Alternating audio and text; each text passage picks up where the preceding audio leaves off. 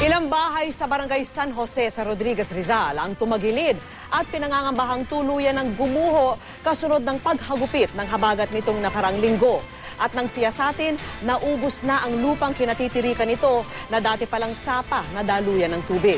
Saksi si Ian Cruz. Hindi lang halos sumagilid ang mga bahay.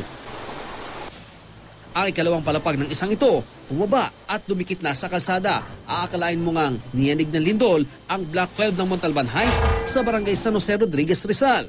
Pero ang totoo, gumuho at naubos na ang lupang kinatitirikan ng mga bahay sa kasagsagan ng hagupit ng habagat noong nakarang linggo. 2 sa halos 30 pamilya ang direktang apektado, kaya napilitang abandonahin ang mga bahay na matagal na ipinundar.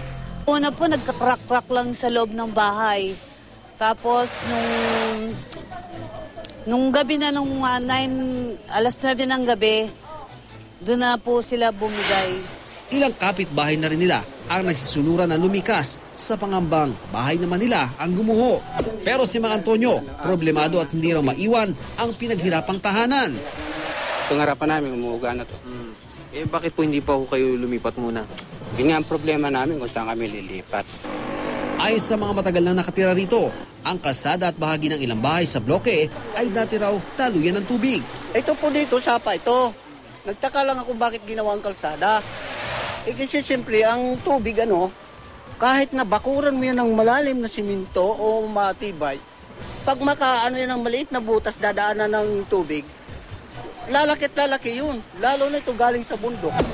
1996 nang simulang i-develop ang lugar na ito para magsilbing relocation site ng mga pamilyang nawalan ng tirahan mula sa iba't ibang lugar sa Metro Manila.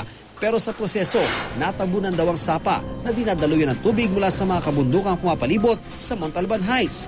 Sa inspeksyon ng City Engineers Office sa dating sapa, nadiskubreng di raw maayos ang disenyo ng drainage system bukod pa sa niluma na ito ng panahon. Nataka nga kami, bakit may drainage dyan sa ilalim ng bahay? Dapat dyan nasa tapat ng sidewalk, mostly, or even the center of the road. Nakataktaris siya sa atin ng Mines and Geosciences Bureau ng DNR ang pinsala sa lugar. Ako si Ian Cruz, ang inyong saksi.